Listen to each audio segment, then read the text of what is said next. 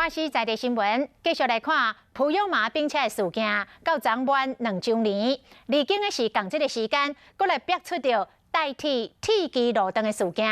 讲今年的5月，代替新公站的铁基路有44公分的断裂，但是无马上来检修，甚至搁互2班的火车来驶过。运安会专家感觉真惊恐。交通部长林佳龙今仔日讲重话，讲要伫2礼拜内完成调查，1礼拜内扩大处罚，处罚的层级无上限。这个事件啊，又再次打碎了大家对台铁的信心啊！和立委质询甲无会通讲，交通部长林佳龙甲代替局长张正权面色真歹看，因为代替上较重要的行车安全，又搁出现大问题。让断轨44公分，还让2辆列车经过台铁横杆堵这一句话，您同意吗？这个存在风险，这个是不能够去冒任何的风险。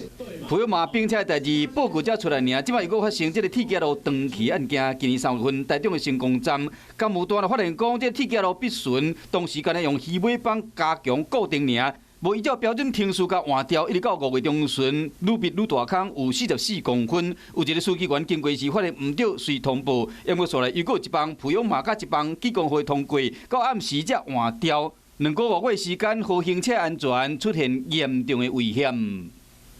现场的公务分驻所的主任在接到倒班同仁通报之后，他没有再进一步下达当天晚上要封锁路线、要更换钢轨的工作。就是那个人要负责。对，交通部内有没有检讨疏失的必要性？当然都要检讨。就责无上限，最重连包括下台是吗？就是2周完成这个行政调查然后再1周这个惩处。目前交通部已经启动行政程序，运安会嘛已经咧调查，这个代志敢会好代替局长下台，对究责任嘛必须好外界一个交代。